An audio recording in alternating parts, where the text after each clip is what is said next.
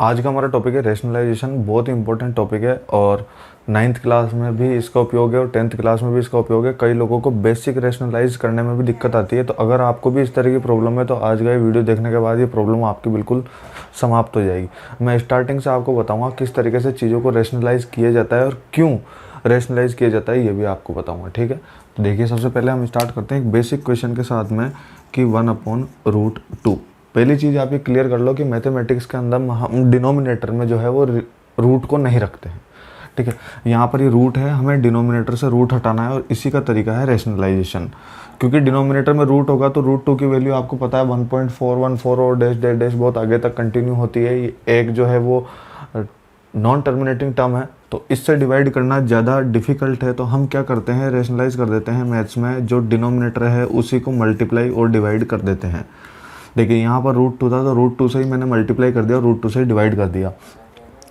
Mathematics के अंदर ये चीज़ लीगल है। आप अगर किसी भी चीज़ से मल्टीप्लाई करते हो तो उसी से डिवाइड कर सकते हो, किसी चीज़ को प्लस कर सकते हो तो उसी को माइनस भी कर सकते हो, क्योंकि इससे जो है वो इक्वेशन की ओवरऑल परफॉर्मेंस पे कोई फ़र्क नहीं पड़ता है, मगर इक्वेशन की टर्म चेंज हो जाती है। इससे मुझे क्या फ़र्क मिला, देखिए √2 और √2 मल्टीप्लाई हो जाएगा। जब आप √2 को मल्टीप्लाई करते हैं √2 से, तो देखिए रूट का मतलब होता है पावर हाफ, और यहाँ भी हो जाएगी पावर हाफ, तो दो एक जैसी पावर हाफ है। एक टर्म यूज़ आती है यहाँ पर कि AM multiply AN equals to A⁻m+n। अगर बेस सेम है और पावर अलग अलग है तो दोनों की पावर जो है वो ऐड हो जाती है। ऐसा ही यहाँ पर भी होगा, 2 की पावर हो जाएगी हाफ प्लस हाफ, तो यानी 2 की पावर हो जाएगी 1, तो इसको कह सकते हैं 2। ठीक है, तो अब अगर मैथ्स में हम देखें कि किसी भी दो सेम नंबर को जो रूट के अंदर है उन्हें मल्टीप्लाई किया जाए तो रूट जो है वो कैंसिल हो जाता है। ऐसा यहाँ भी होगा, √2 को √2 से मल्टीप्लाई करने पर हमें मिल जाएगा 2 और ऊपर √2 ऐसा का ऐसा ही मिल जाएगा। ठीक है, तो ये इक्वेशन जो है वो थोड़ी सिंपलेस्ट फॉर्म में आ चुकी है। मतलब इसका वही है जो 1/√2 था, मगर थोड़ी सिंपलेस्ट फॉर्म में आ चुकी है। ठीक है, इसी को बोला जाता है रेशनलाइजेशन। ये सिंपल रेशनलाइजेशन था। मैं अब धीरे धीरे इनको टर्म को अपन बढ़ाते जाते हैं और देखते हैं कि क्या रेशनलाइजेशन पर कोई फ़र्क आता है टर्म बढ़ने के साथ। देखिए अब की बार हमें इसे रेशनलाइज करना है, तो सिंपल वही रहेगा फंडा, मगर थोड़ी सी जो चीज़ चेंज होगी वो क्या होगी कि जो डिनोमिनेटर था उसमें जो साइन है उस साइन को हम चेंज कर देंगे। अब की बार हमने क्या किया, यहाँ प्लस की जगह माइनस कर दिया और ऊपर नीचे मल्टीप्लाई कर दिया। तो इसको मल्टीप्लाई करने से कोई खास फर्क नहीं पड़ता है, मगर इक्वेशन जो है वो चेंज हो जाती है। मल्टीप्लाई सेम होता है, डिनोमिनेटर को डिनोमिनेटर से, न्यूमरेटर को न्यूमरेटर से मल्टीप्लाई किया जाएगा। तो यहाँ पर 2 + √3 को मल्टीप्लाई कर दिया जाएगा 2 - √3 से, और ऊपर 1 को मल्टीप्लाई कर दिया जाएगा 2 - √3 से। तो ये का यही आने वाला है। अब देखिए जब भी रेशनलाइजेशन होगा आपको कुछ एक फॉर्मूले याद रखने हैं, कुछ एक सिंप्लीफिकेशन याद रखने हैं जो यहाँ भी यूज़ होंगे। वो हैं, पहली चीज़ है A+B², दूसरी चीज़ है A-B² और तीसरी चीज़ है A² - B²। ये आपको मल्टीप्लिकेशन करने में, सिंप्लीफिकेशन करने में इजी होते हैं। इनको जब हम ओपन करते हैं तो आपको पता है A+B² होता है A² + B² + 2AB, और A-B² होता है A² + B² - 2AB, और वहीं पर A² - B² होता है A+B और A-B। तो आप देख सकते हैं यहाँ कुछ ऐसा ही बन रहा है, A+B A-B। A दोनों में सेम है, B दोनों में सेम है। तो इस आइडेंटिटी को सॉल्व करके ये लिखा जा सकता है और इससे ये भी लिखा जा सकता है। तो हम यूज़ करेंगे इसका। तो ऊपर होगा 2 - √3 और नीचे हो जाएगा A² - B²। आगे हो जाएगी 2 - √3, 2 का स्क्वायर हो जाएगा 4 और √3 का स्क्वायर हो जाएगा 3। यानी इसको और सिंप्लीफाई करके लिखा जा सकता है /1, यानी 2 - √3।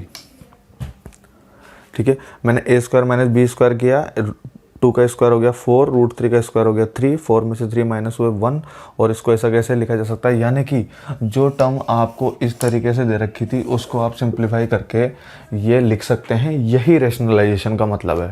ठीक है, तो थोड़ा एक स्टेप और आगे बढ़ते हैं। अब की बार मैंने क्या किया है, न्यूमरेटर और डिनोमिनेटर में दोनों में रूट वाले नंबर ले लिए हैं। तो प्रोसेस सेम रहेगा। आपको क्या करना है, जो डिनोमिनेटर में लिखा हुआ था उसके अपोजिट साइन से ऊपर और नीचे मल्टीप्लाई कर देना है। इसके अपोजिट साइन से ऊपर नीचे मल्टीप्लाई कर देना है, ये पहली स्टेप है। दूसरी स्टेप आप क्या करेंगे, आप इन दोनों को मल्टीप्लाई करेंगे, यानी कि 2 माइनस रूट 3 और यहाँ हो जाएगा 2 प्लस रूट 3 और ऊपर इन दोनों को मल्टीप्लाई करेंगे। तो x को जब x से मल्टीप्लाई किया जाता है तो x स्क्वायर हो जाता है। यहाँ पर ये दोनों नंबर सेम है, जब आप इसे मल्टीप्लाई करेंगे तो 2 प्लस रूट 3 का होल स्क्वायर बन जाएगा। और यही चीज़ ध्यान देने वाली है दोस्तों, यही स्टेप ध्यान देने वाली है। अब बस इसके बाद आपको क्या करना है, अब हम बहुत नज़दीक पहुँच चुके हैं, हमें लगानी है आइडेंटिटीज़ दोनों। यहाँ पर a प्लस बी स्क्वायर भी लगेगी और डिनोमिनेटर में तो हमेशा आंख मीच कर आप a square minus B square लगा सकते हो, हमेशा वही लगेगी। तो डिनोमिनेटर में लगाते हैं हम a square minus B square और वहीं न्यूमरेटर में ऊपर लगाते हैं a स्क्वायर प्लस, क्योंकि ये a है, फर्स्ट नंबर जो है वो आपका a है और सेकंड नंबर जो है वो आपका b है। तो इक्वेशन हो जाएगी a square plus B square plus 2 into A into B. इसको थोड़ा और सिंपल करके लिख लेते हैं। तो ये हो जाएगी a स्क्वायर यानी कि 4 प्लस रूट 3 स्क्वायर यानी कि 3 प्लस 2 इंटू 2 4 और 4 इंटू रूट 3 4 रूट 3 और अपॉन नीचे 4 माइनस रूट 3 का स्क्वायर 3।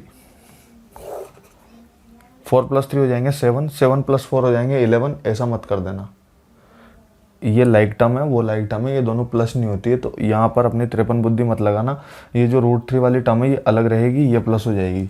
तो हो जाएगी 7 प्लस 4 रूट 3 अपॉन 4 माइनस 3 हो जाएगा 1, यानी कि 7 प्लस 4 रूट 3 जो है सर वो आपका आंसर आ गया इस वाले क्वेश्चन का। तो अब हमने इसको क्या किया है, ये सिंपलेस्ट फॉर्म में चेंज कर दिया है ये रेशनलाइजेशन। ठीक है सर, एक स्टेप और आगे बढ़ते हैं अपन।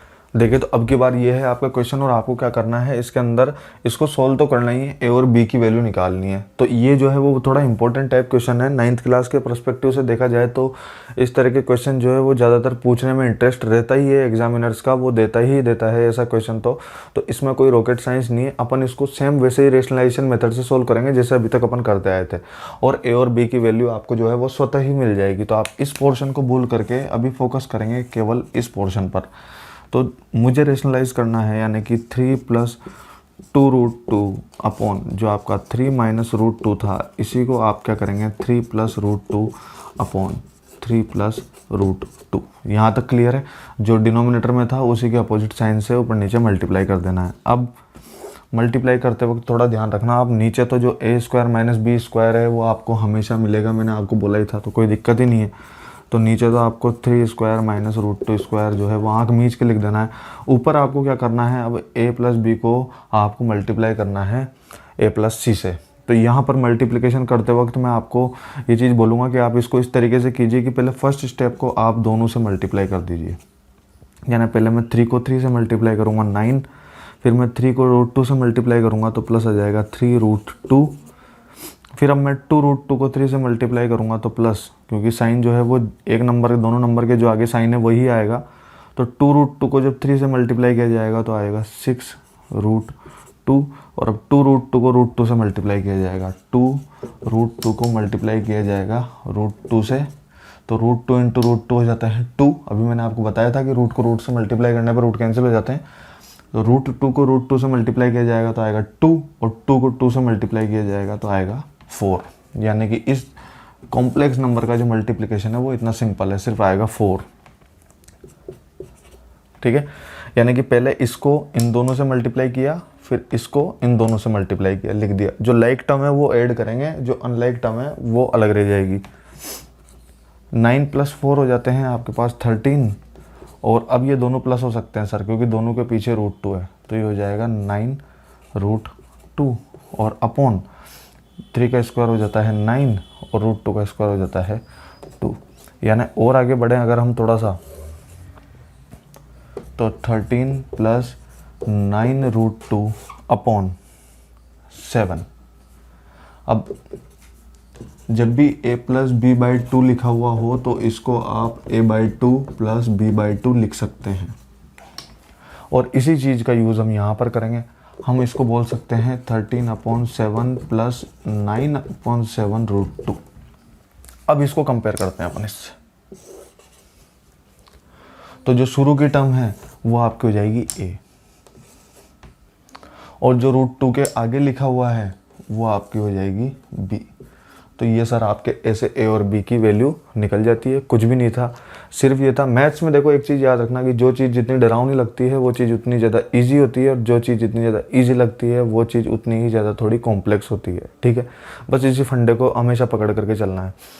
ज़्यादातर जो लोग हैं वो क्वेश्चन देख कर ही डर जाते हैं, मगर हमें डरना नहीं होता है, हमें क्वेश्चन को सोल्व करना है। डरने का कोई लॉजिक ही नहीं है, क्योंकि मैथ्स से जो डर का खेल नहीं है, वो सोल्व करने का खेल है, प्रैक्टिस का खेल है। आपने देखा, मैंने आपके सामने रेशनलाइजेशन टॉपिक को 4 या 5 क्वेश्चन में सोल्व कर दिया। इसी तरीके से आपको भी करना है। कोई भी अगर टॉपिक आपको डाउट क्रिएट करता है तो आप उसके 4 या 5 एग्जाम्पल अपने पास रखो। जब भी वो टॉपिक आपको सोल्व करना है, वो 4 या 5 एग्जाम्पल सोल्व करने हैं और टॉपिक क्लियर हो जाएगा। अब रेशनलाइजेशन इतना बड़ा टॉपिक है कि बहुत से लोग जो है इसे डर डर के भागते हैं, मगर ये 4 या 5 एग्जाम्पल जो है वो मैंने आपको बताया, जिसके बाद में टॉपिक क्लियर है। अब आप चाहो तो इसके खुद अपनी इच्छा से 4-5 एग्जाम्पल और उठा सकते हो, जिसके बाद में टॉपिक बिल्कुल क्लियर हो जाएगा। ठीक है, तो ये था आज का टॉपिक जिसमें मैंने आपको बताया रेशनलाइजेशन, और इसी से रिलेटेड क्वेश्चन थोड़े बहुत आप भी सॉल्व करें और मेहनत करें। देखिए, मैथ्स में ऐसा है कि पढ़ के देख करके चीज़ नहीं समझ में आती, खुद को प्रैक्टिस करनी पड़ती है। रोज़ 1 घंटा बाकी सब्जेक्ट का अलग है, तो 1 घंटा मैथ्स का आपको रोज़ अलग देना चाहिए। वीडियो को देखने के लिए थैंक यू।